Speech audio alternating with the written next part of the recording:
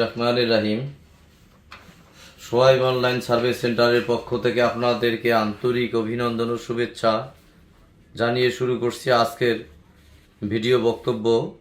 আজকের বক্তব্যের মূল উপপাদ্য হচ্ছে 2025 এর ওয়ারিশে ত্যক্ত সম্পত্তি বা মৃত ব্যক্তির ত্যক্ত সম্পত্তি সম্পর্কিত কিছু বক্তব্য।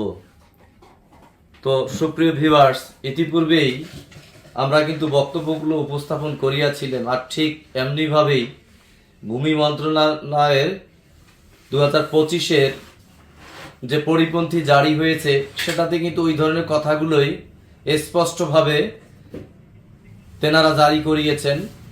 তো একজন মৃত ব্যক্তি তিনি মারা যাওয়ার পর যে ত্যক্ত সম্পত্তি রাখিয়া যান,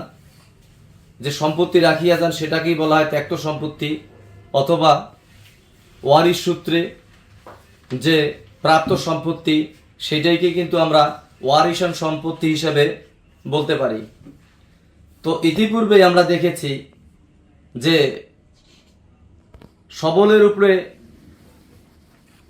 দুর্বলের উপরে সবলের অত্যাচার কথাটা যথাযথ যুক্তিক। আমি কিন্তু এভাবেই বলছি যে দুর্বলের উপরে সবলের অত্যাচার বলতে কি বোঝায়? যার শক্তি, ধন দৌলত, টাকা পয়সা বেশি, তার কাছে কিন্তু দুর্বল মানুষ দুর্বলেই, সবল সেখানে বেশি শক্তি খাটাবার চেষ্টা করে। সেটা হচ্ছে যে ওয়ারিশন সম্পত্তি, কেউ মারা গেলে তার অন্যান্য ওয়ারিশগণ সবাই কিন্তু সকলের একই আর্থিক অবস্থা থাকে না। কেউ গরিব থাকে, কেউ মাঝারি থাকে, কেউ একেবারে গরিব থাকে, অথবা কেউ ধনী থাকে। তো ধরেন আমি রহিম সেলিম নামে দুইজনকার গল্প এখানে বলবো, যে তার পিতা মারা গেছে, সে সম্পত্তি রাখিয়া গিয়াছে। এখন রহিম ধনী ব্যক্তি, করিম গরিব ব্যক্তি। তো আব্দুল করিমের এক ছেলে লেখাপড়া করে, তো বহিরাগত দেশে যাবে লেখাপড়া, বিদেশি ডিগ্রি নেওয়ার জন্য। তো আব্দুল করিম সাহেব তার সম্পত্তিটুকু বিক্রয় করিয়া তার ছেলেকে পাঠাবেন বহিরা দেশে ডিগ্রি অর্জন করার জন্য।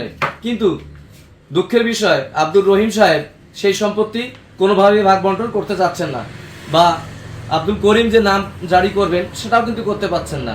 আরও তো রাস্তার পাশের সম্পত্তি, ধরেন 20% জমি রাখিয়া গিয়েছেন, তো দু ভাইয়ে কিন্তু 10% জমির মালিক, 10-10-20-এর মালিক।